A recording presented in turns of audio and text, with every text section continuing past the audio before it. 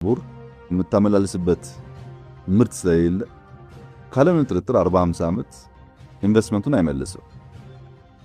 ዕዳ አይከፍልም፣ ኢንቨስትመንት አይመልስም።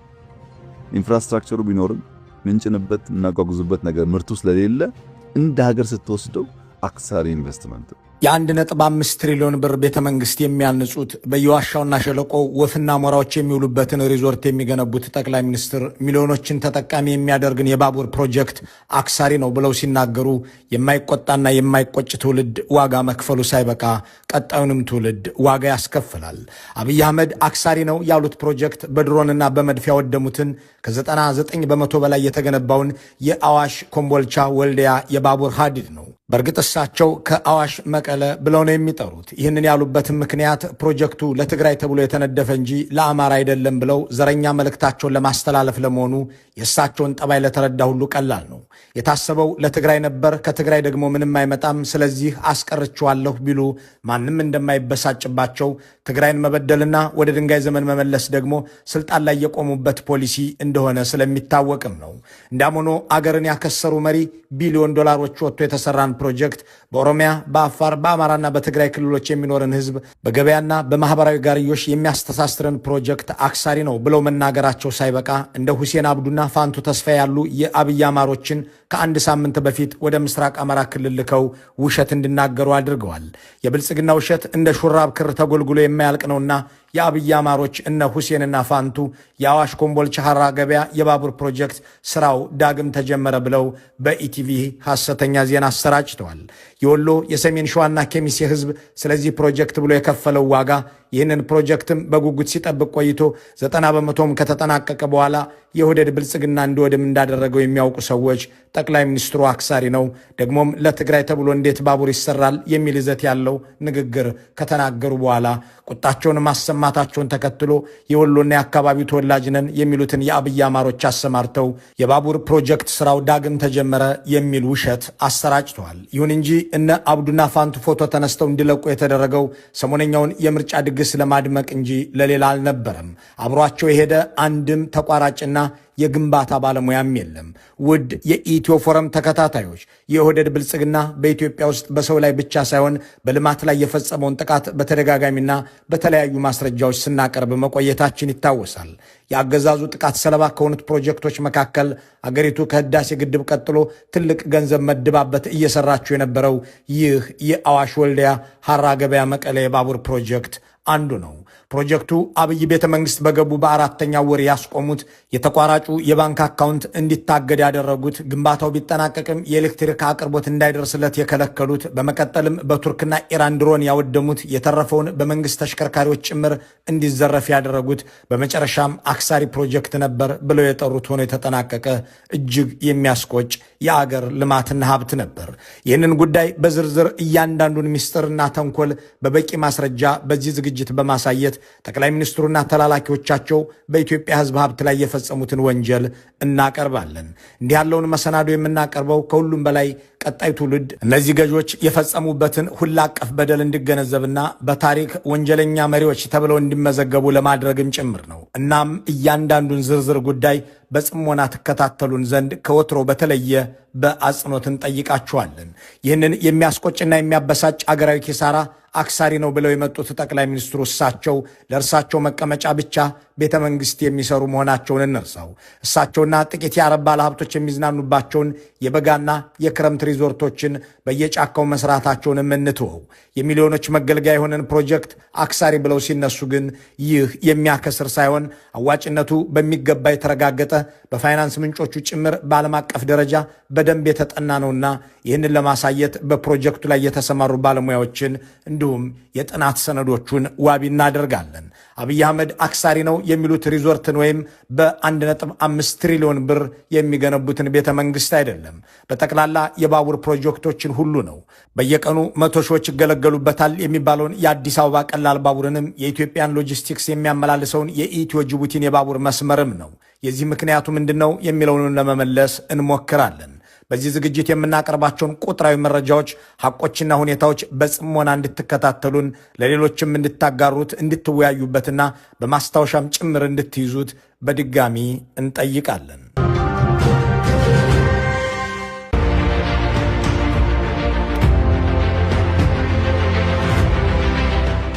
በቅድሚያ አብይ አህመድ አክሳሪ ነው ብለው የዋሹበትን ጉዳይ እናስቀድም። ጠቅላይ ሚኒስትር መለስ ዜናዊ የእድገትና የትራንስፎርሜሽን እቅድ ነድፈው ይፋ ካደረጉ በኋላ በኢትዮጵያ ውስጥና ከጎረቤት ሀገራት ጋር የሚያገናኙ 5000 ኪሎ ሜትሮች የሚረዝም የባቡር ሀዲዶች እንዲገነቡ ጥናት ተጀመረ።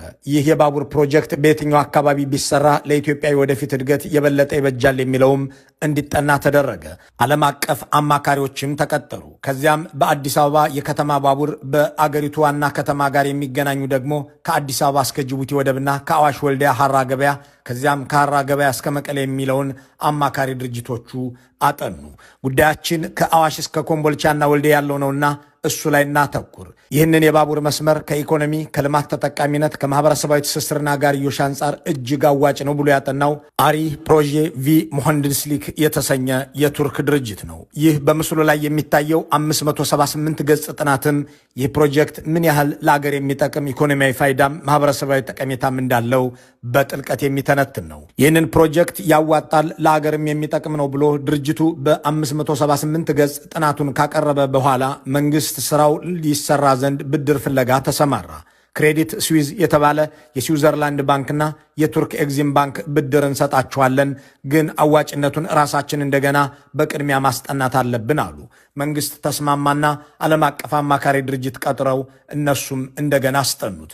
የባቡር መስመሩ በኤሌክትሪክ የሚሰራ መሆኑ፣ የህዝብ ቁጥሩ በርከት ባለ አካባቢ ውስጥ የሚያልፍ በመሆኑ የምስራቅና ሰሜን ምስራቅ ኢትዮጵያ ከወደብ በቅርብ ርቀት ላይ በፍጥነት ምርቶችን እንዲያገናኝ የሚያስችል በመሆኑ፣ ሰሜንና ሰሜን ምስራቅ ኢትዮጵያን ከማዕከላዊ ኢትዮጵያ ጋር የሚያገናኝ በመሆኑ፣ ኮምቦልቻና መቀሌ የተገነቡ የኢንዱስትሪ ፓርኮች የሚያመርቱትን ምርት ወደ ውጭ ለመላክም የሚያስችል በመሆኑ፣ ለተሳፋሪዎችና ለጭነት አገልግሎት የሚውልም በመሆኑ፣ በተለይም የግብርና ምርቶችን በዝቅተኛ ወጪ ወደ ገበያ ለማቅረብና የንግድ እንቅስቃሴን ለማሳለጥ የሚያግዝ በመሆኑ ከማህበረሰባዊ ትስስሩ ባሻገር ትልቅ ፋይዳ ያለው ነው ብለውም ደመደሙ።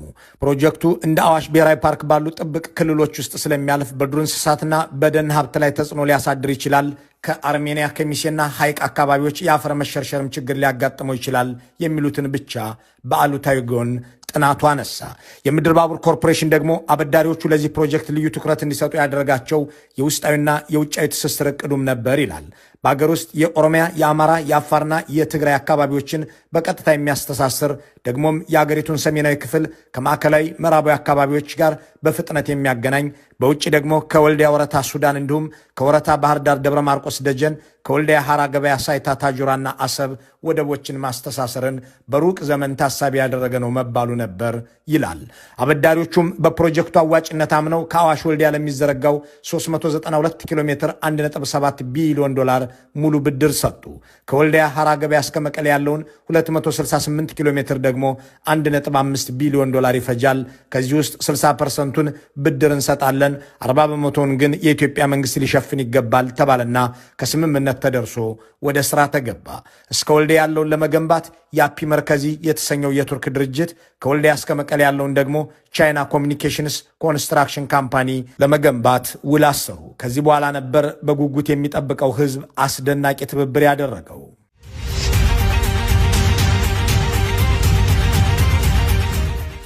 ግንባታው እንደተጀመረ ከአዋሽ ኮምቦልቻ ወልዲያ ባለው መስመር ብቻ ለፕሮጀክቱ ቅድሚያ ለመስጠት ሲሉ ከ10 ሺህ በላይ አርሶ አደሮች ያለምንም ካሳና በመጠነኛ ካሳ ተፈናቀሉ። ጉዳዩን በቅርበት የሚያውቁ አንድ ባለሙያ ለፕሮጀክቱ ግንባታ ሲባል በአፋርና በአማራ ክልሎች በሺዎች የሚቆጠር ሄክታር ለምና የመስኖ መሬታቸውን አርሶ አደሮቹ እንዲለቁ ተደርጓል ይሉና ስራው በሚካሄድበት ወቅት የነበረው የገጠር መሬት የካሳ አከፋፈል ዝቅተኛ ቢሆንም ወደ 1.8 ቢሊዮን ብር ለአርሶ አደሮችና ለሌሎች ባለንብረቶች ተከፍሏል። እስካሁንም ግን ካሳ ያልተከፈላቸው ከ6700 በላይ አርሶ አደሮች መንግስትን እየተማጸኑ ናቸው ይላሉ። ህዝቡ በህይወት ያለው ብቻ ሳይሆን ህይወታቸው አልፎ በተለያዩ መካነ መቃብሮች ውስጥ ያሉ ወገኖችን አጽምም ወደ ሌላ ቦታ ለማዘዋወር ተስማምቷል። በዚህም ባቡሩ በሚያልፍባቸው የቃሉ የተህሎደሪና መሰል ወረዳዎች እንዲሁም በኮምቦልቻ ከተማ ግንባታው በሚካሄድበትና የግንባታ ግብዓት በሚወጣባቸው የኳሪ ሳይቶች ከ30 ሺህ በላይ አጽም ተለቅሞ እንዲወጣ ማህበረሰቡ ፈቀደ። የኮምቦልቻ ከተማ ህብረተሰብ እዚህ ቤቱን አፍርሷል፣ መቃብሩን አንስተዋል፣ መሬቱን ሰጥቷል። ምንም በዚህ ከህዝብ የሚጠበቀውን ሁሉ መስዋዕትነት ከፍሎ ነበር ይሄ ስራ የተሰራው። በዓለም አቀፍ የልማት አጋሮች ብድር የኢትዮጵያ ሕዝብ ተባባሪም ሆኖ በመንግስት ስራ የተጀመረው ይህ ፕሮጀክት ከአዋሽ እስከ ኮምቦልቻ ያለውና በቱርኩ ድርጅት የሚገነባው 270 ኪሎ ሜትር 99 በመቶ ተጠናቀቀ። ይህ የሆነው በአቶ ኃይለማርያም ደሳለኝ የስልጣን ዘመናት የመጨረሻ ወራት ነበር። ከኮምቦልቻ ወልዲያ ሀራ ገበያ ያለውም 130 ኪሎ ሜትር ደግሞ 80 በመቶ ተሰርቶ አለቀ። ከወልዲያ ሀራ ገበያ እስከ መቀሌ የሚሄደው 240 ኪሎ ሜትር አያሌ የመተላለፊያ ዋሻዎችን ጭምር በመስራት 60 በመቶ ስራው እንዳለቀ አንድ ጸረ ልማት የሆነ መንግስት በአብይ አህመድ እየተመራ 4 ኪሎ ቤተ መንግስት ገባ። በመጀመሪያው የስልጣን ዘመኑም ይህንን የባቡር ፕሮጀክት እንዲቆም የሚያደርግ ስራ ጀመረ። በቅድሚያ ኦህዴዳዊ ጥቃት የደረሰበት ከወልዲያ ወደ መቀሌ የሚወስደው መንገድን የሚሰራው ድርጅት ነበር። ያንን ስራ ለማከናወን ውል የገባው የቻይና ኩባንያ ኮንትራክተሩን በግብር ሰበብ የባንክ አካውንቱን እንዳያንቀሳቅስ አደረጉት። ተቋራጩ የማይመለከተውን ግብር እንዲከፍል ጫና በማሳደር እንዲማረርና በመጨረሻም ስራውን አቋርጦ ከአገር እንዲወጣ አደረጉት። ከግንቦት መጨረሻ 2010 ጀምሮ ማለትም አብይ አህመድ ወደ ስልጣን ከመጡ ከ3ኛው ወር አንስቶ በሰሩት ስራ ወደ ትግራይ የሚሄደውን የባቡር ስራ በዚህ መልኩ ያስቆሙት ሲሆን አማራ ክልል ውስጥ ያለውንና ከአዋሽ ተነስቶ እስከ ወልዲያ የሚደርሰውን ወደሚያስቆሙበት ስልት ደግሞ ተመለሱ። ያኔ የአብይ አማሮች ወደ ትግራይ የሚሄድን መንገድ በጠቅላላ ከኦህዴድ ጋር ሆነ የሚዘጉበት ወቅት ነበርና የባቡር መስመሩም እኮ ለትግራይ ተብሎ የተሰራ እንጂ ለእናንተ አይጠቅምም ሲሏቸው ጠቅላይ ሚኒስትሩን አመኑና ዋናው የእኛ ማግኘት ሳይሆን የትግራይ ማጣት ነው ብለው በፕሮጀክቱ መቋረጥ ተስማሙ። እነ መላኩ አለበልና እናገኘው ተሻገር እነ ተመስገን ጥሩነህና እነ ንጉሱ ጥላሁን የአብይ አማሮች ወደ ትግራይ የሚሄድ መንግስት መዘጋቱ የሚያስደስታቸው ነበርና ባቡሩንም የዚሁ አካል አድርገውት ኦህዴድን ተባበሩ። ከዚያም 99 በመቶ ተጠናቆ የኤሌክትሪክ አቅርቦት ብቻ የቀረውን እስከ ኮምቦልቻ የሚደርሰውን ሀዲድ መንግስት እንዲረከበውና ለባቡሮቹ ማንቀሳቀሻ የሚሆነውን ኤሌክትሪክ እንዲያቀርብ ተቋራጩ ጠየቀ። በግንባታው ስራ ላይ የተሰማሩት ባለሙያዎችም በመንግስት ሚዲያ ጭምር ቀርበው ኤሌክትሪኩ ይለቀቅ ዘንድ አበክረው ተማጸኑ። ጠቅላይ ሚኒስትሩ ግን በዚህ ፕሮጀክት ላይ የከፈቱት ጥቃት እንደቀጠለ ነበርና ኤሌክትሪክ አይቀርብም አሉ። ይህንን የሚያደርጉት ስልጣን በያዙ በመጀመሪያው መንፈቅ ነበር። ጥቅምት 28 2011 ዓ.ም ኢቲቪ ያሰራጨው ዘገባም ስራው ተጠናቆ እያለ ኤሌክትሪክ ተከለከልን የሚሉ የባለሙያዎችን ድምፅ ያስደመጠበት ነበር። ዘገባው የሚከተለው ነው። ፕሮጀክቱ በተለይ ምዕራፍ 1 በአሁኑ ሰዓት ተጠናቋል። የኃይል አቅርቦት ነው የሚቀረው። ይህን መንግስት ትኩረት ሰጥቶ እንግዲህ ይህን ፕሮጀክት የኃይል አቅርቦት ለማቅረብ ወደ 345 ኪሎ ሜትር የኤሌክትሪክ መስመር ዝርጋታ ያስፈልገዋል። በአሁኑ ሰዓት ያልተጀመረ በመሆኑ ይህ ነገር ፈጥኖ መጀመር እንዳለበት ነው። 99 በመቶ የተጠናቀቀን ስራ ኤሌክትሪክ አላቀርብም ብሎ የሚወስን ሰው የዚያ አገር መሪ ነኝ ብሎ ሊናገር ይቻለዋልን? ይህንን ያህል ያለቀን ስራ አክሳሪ ነው ብሎስ የሚናገር ጠቅላይ ሚኒስትር ጤነኛ ሊሆን ይችላልን? የሚለውን ጥያቄ መጠየቁን እንተውና በአዲስ አበባ ኮሪደር ልማት ተብሎ በየህንፃና ዛፍ ላይ እየተጠመጠመ ሲበራ ውሎ የሚያደር መብራት ለባቡር ሲሆን የለም ያለው ሰውስ በእርግጥ ከዚህ በላይ ምን በደል በህዝብ ላይ ሊፈጽም ይችላል? የሚለውንም ሐሳብ እንለፈውና በዚህ ፕሮጀክት ላይ የፈጸሙትን ወንጀል መመልከታችንን እንቀጥል። በኃይለማርያም ደሳለኝ የመጨረሻ የስልጣን ዘመናት ተገንብቶ ያለቀው ይኸው የባቡር መስመር አብይ አህመድ ኤሌክትሪክ አላቀርብለትም ሲሉት በነዳጅ የሚሰሩና በሰዓት 100 ኪሎ ሜትር የሚፈጥኑ ፉርጎዎችን አስገብቶ የግንባታ ቁሳቁሶችን ማጓጓዝና የሙከራ እንቅስቃሴ ማድረግ ጀመረ። ዘመናዊው የባቡር ፕሮጀክት በ21ኛው ክፍለ ዘመን ቴክኖሎጂ የተሰራ ጥራቱን ፍጹም የተጠበቀ ከመሆኑ በተጨማሪ በምስራቅ አፍሪካ ቀዳሚ ነው የተባለለት ግዙፍ የባቡር የጥገና ማዕከል በኮምቦልቻ ከተማ የተገነባለትም ነበር። እንዲሁም ከባቡር መስመሩ ጋር ተያይዘው በሐራ ገበያ፣ ኮምቦልቻና በሸዋሮቢት ከተሰሩት የዕቃ ማራገፊያና ማቆያ ተርሚናሎች ሌላ የባቡር መስመሩ ኮምቦልቻ ላይ ከሚገነባ የደረቅ ወደብ ጋርም እንዲቀናጅ ተደርጎ የታቀደ የልማት ፕሮጀክት ነበር። አብይ አህመድ ግን የታቀደውን የኮምቦልቻውን የደረቅ ወደብም እስከ ኮምቦልቻ የተዘረጋውን የባቡር መስመርም ኤሌክትሪክም እንዳይደርሰው ድጋፍም እንዳይደረግለት ብለው ጣሉት፣ አጣጣሉት። የአፒ መርከዚ የተሰኘው ድርጅትም ተደጋጋሚ ተማጽኖ ለመንግስት እያቀረበ ከ1 ዓመት ተኩል በላይ እንደቀጠለ አብይ አህመድ የትግራይን ጦርነት ከኢሳያስ አፈወርቂ ጋር ሆነው ከፈቱ። የቱርኩ ድርጅትም ሰሜን ኢትዮጵያ ወደ ጦር ሜዳነት መቀየሩን ባስተዋለ ጊዜ የግንባታ ማሽኖቹን እንኳን ሳይዝ ከኢትዮጵያ ወጣ። ከ10 ሺህ በላይ የሚገመቱ ሰራተኞቹም ኢትዮጵያውያን በጠቅላላ ተበተኑ። ጦርነቱን እንደ ጥሩ አጋጣሚ የተጠቀሙት አብይ አህመድም የቱርኩ የአፒ መርከዚ የሰራውን የባቡር ሀዲድ በቱርኩ ባይራክታር በተመረተው ድሮን ያደባዩት ገቡ። ከአፋር ሰመራ በሚተኩሱት የኢራን የእስራኤልና የቱርክ ድሮኖች የባቡር መስመሩን ደበደቡት። አጽም ሳይቀር አፈናቅሎ የፕሮጀክቱን ስኬት በጉጉት የሚጠብቀውም ህዝብ አይኑ እያየ ፕሮጀክቱ ደጃፉ ላይ ተቀጠቀጠ። ጦርነቱ ሲያልቅ ደግሞ በመንግስት ተሽከርካሪዎች ጭምር ሀዲዱ እየተነቀለ እንዲጫንና በአሮጌ ብረታ ብረት ስም እንዲሸጥ ተደረገ ይላል የአካባቢው ህዝብ። መሳሪያ ሁሉ ይዞ ይመጣል ጀምሮ እስከ ሀራ ድረስ ነው አይደለ? የተወሰነው ቦታ ለምሳሌ አሁን ሰራተኛ ተቀጥሮ እየመረረው ጥሎ ይሄዳል። እዛ ከፍቶ ቦታ ላይ እየተዘረፈ ነው። በአሮጌ ጫማ መልክ እየመጣ የተሸጠ ነው።